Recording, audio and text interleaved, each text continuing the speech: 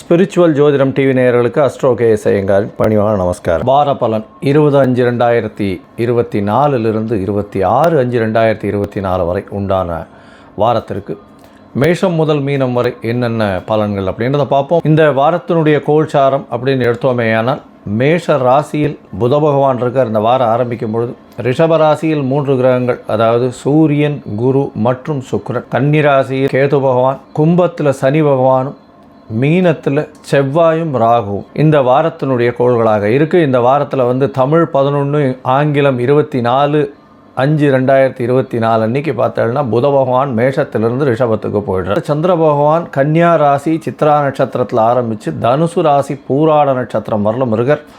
இந்த காலகட்டத்தில் 4 ராசிகளை கடந்து போகிறார். இந்த வாரம் முக்கியமான விசேஷ நாட்கள் அப்படின்னு பார்க்கும்பொழுது 22/5/2024 அன்னைக்கு சுவாதி நட்சத்திரம், நரசிம்மர் ஜெயந்தி, லக்ஷ்மி நரசிம்ம பெருமானை வணங்குறது ரொம்ப விசேஷம். அன்றைக்கி ஒரு பானகம் நரசிம்மருக்கு கொண்டு போய் நைவேத்தியத்துக்கு கொடுத்துட்டு வாங்க. எல்லா விதமான எதிரிகளையும் நீங்கள் வெற்றி கொள்ளக்கூடிய காலகட்டமாக அமையும். 23ஆம் தேதி அன்னைக்கு வைகாசி விசாகம், 24ஆம் தேதி அன்னைக்கு காஞ்சி சங்கராச்சாரிய, அதாவது மகாபெரியவரனுடைய அனுஷ நட்சத்திரத்தில் அவர் பிறந்த சனி பகவானின் நட்சத்திரம். அதனால் அனுஷ நட்சத்திரம் ரொம்பவும் வசதி. இந்த வாரத்தில் 26/5/2024 அன்னைக்கு சங்கட ஹர சதுர்த்தி, அதாவது வளர்பிறை இல்லை தேய்பிறை சதுர்த்தி. இது ஏன்னா பௌர்ணமியிலிருந்து 4வது நாள் இந்த தேய்பிறை சதுர்த்தி. இந்த காலகட்டத்தில் சங்கடங்களை சொல்லி விநாயகரை சேவித்து எங்களுக்கு இந்தந்த சங்கடங்கள்லாம் இருக்குது, இதை தீர்த்து விடுங்கள் அப்படின்னு விநாயகரை சேவித்தோமே ஆனால் சங்கட ஹர சதுர்த்தி அதை விட்டு உங்களுக்கு ஒரு நல்ல வெற்றியை கொடுக்கும். இந்த வாரத்தில் எந்தெந்த ராசிக்காரர்களுக்கு சந்திராஷ்டமம்னு பார்த்தோம்னா மீன், மேஷ், ரிஷ் இந்த 4 ராசிக்காரர்களுக்கு சந்திராஷ்டமமாக இருக்குது. இந்த வாரம் எப்படி இருக்குன்னு பார்க்கலாம். மேஷம் முதல் மீனம் வரை. அதற்கு முன்னாடி என்னுடைய மொபைல் நம்பர் கீழே ஸ்க்ராலிங்கில் போயின்னு இருக்கோம். உங்களுக்கு அஸ்ட்ராலஜிக்கல் கன்சல்ட் தேவைப்பட்டதுன்னா எனக்கு ஃபோன் பண்ண. இப்போ மேஷம் முதல் மீனம் 20/5/2024 26/5/2024 வரை உண்டான வாரத்திற்கு சிம்மம், மகம், பூரம், உத்திரம் இந்த 3 நட்சத்திரம் 9 பாதங்களை கொண்ட ராசி. ராசியின் அதிபதினு சொல்லக்கூடியவர் சூரிய பகவான். ராசிக்கு 10ஆம் இடத்துல இருக்கிறது பெரிய விசேஷம். அதாவது சூரிய பகவான் ராசிக்கு 10ஆம் இடத்துல இருக்கிறது திக்பலம்னு சொல்லக்கூடியது. அதனால் திக்பலம்னு சொன்னாலே ஆட்சி பெற்றதற்கு சமம்னு சொல்லக்கூடியது. இதை தவிர பார்த்தீங்கன்னா 10ஆம் இடம் வலுப்பெற்று போயிருக்கு. அதனால் சூரியன், சுக்கிரன் மற்றும் குரு 3 கிரகங்கள் இந்த வாரத்தில் இருக்கக்கூடிய காலகட்டம். சுக்கிரன் ஆட்சி பெற்று போயிருக்கார். குருவோட சம்பந்தத்தில் சூரியனும் இருக்கிறது பெரிய விசேஷத்தை கொடுக்கக்கூடிய காலகட்டமாக அமையிறது. தொழிலில் பெரிய ஏற்றம், அரசாங்க பணிகள் இவெல்லாம் பெரிய ஏற்றத்தை கொடுக்கக்கூடிய காலகட்டமாக அமைய போகிறது. அது தவிர அரசாங்க கான்ட்ராக்டுகள் எடுக்கிறதுனா பெரிய ஏற்றம் கிடைக்கக்கூடிய காலகட்டமாக இருக்கும். அது தவிர மேம்பால பணிகள், இந்த மாதிரியான அரசாங்க உத்தியோகங்கள், கலை அதாவது கட்டிடக்கலை இந்த மாதிரியான விஷயங்களில் பெரிய ஏற்றம் கிடைக்கக்கூடிய காலகட்டமாக அமைய போகிறது. இந்த வாரத்தில் பார்த்தீங்களேயானால் உங்களுடைய ராசிக்கு 10ஆம் இடம் வலுப்பட்டதை தவிர சப்தமத்தில் சனி பகவான் இருக்கார். அதனால் சிறு பிரச்சனைகள் பார்ட்னர்ஷிப் பிஸ்னஸில் இருக்கக்கூடிய காலகட்டம். எதிர்பாலினத்தவர் மூலியமாக சிறு பிரச்சனைகள் இருக்கக்கூடிய காலகட்டம். 8ஆம் இடத்தில் ராகு பகவான் மறையிறதும் செவ்வாய் பகவான் மறையிறதன் மூலியமாக அதாவது மறைந்த இடத்திலிருந்து தொந்தரவுகள் வரக்கூடிய வாய்ப்புகள் நிச்சயமாக உண்டு. பிரச்சனைகள் சிம்மராசிக்காரர்களுக்கு எதிரிகள் உங்களுடைய நண்பர்களாகவே இருப்பார்கள். கொஞ்சம் ஜாகிரதையாக இருக்கிறது நல்லது.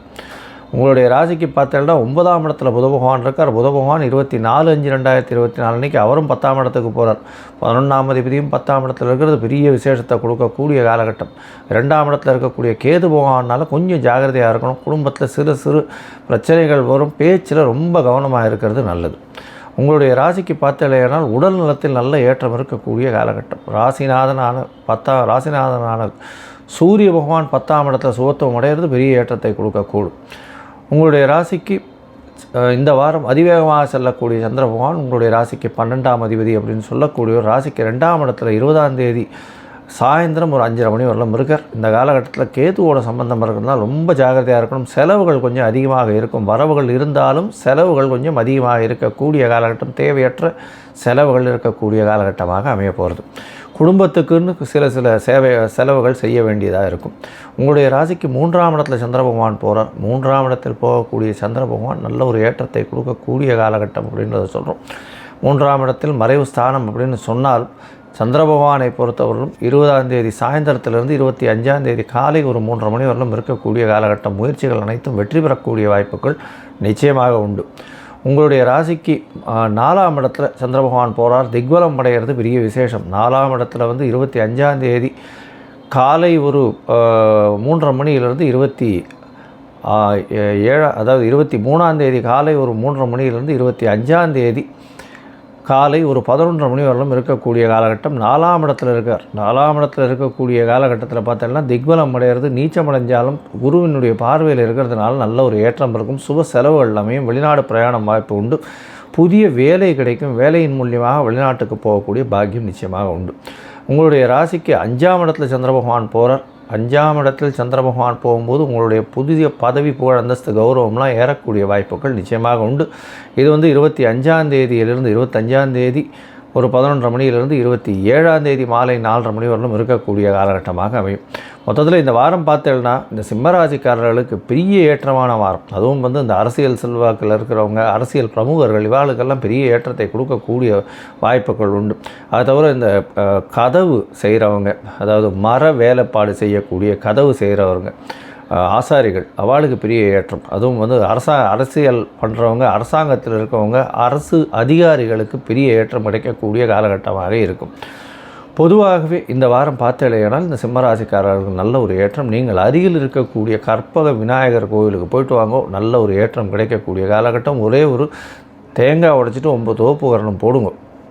9 தோப்புக்கரணம் போட்டுட்டு ஒரு நவகிரகத்துக்கும் ஒரு தோப்புக்கரணம்ன்ற மாதிரி 9 தோப்புக்கரணம் போட்டுட்டு நிச்சயமாக நல்ல ஒரு ஏற்றத்தை நீங்கள் சந்திக்கக்கூடிய வாய்ப்புகள் இந்த வாரம் நிச்சயமாக உண்டு.